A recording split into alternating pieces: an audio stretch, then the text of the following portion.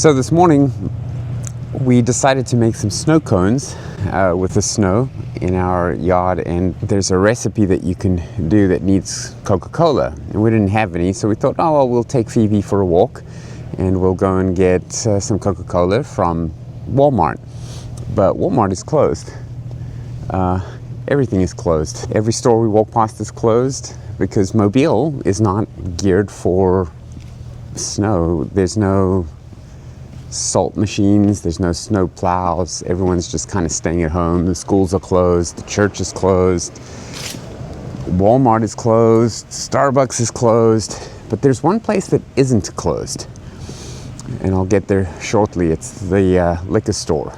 The liquor store is open and they got some cars parked outside, and they do sell Coca-Cola. I saw it in the window. So what would you do? You're the pastor, and you're going into a liquor store to get Coca-Cola. You don't need a license for that, but there's a concept of avoiding the appearance of evil. It's not evil to go into a liquor store. It's not evil to buy alcohol. It's certainly not evil to buy Coca-Cola. But you got to think about these things. I'm curious, what will you do?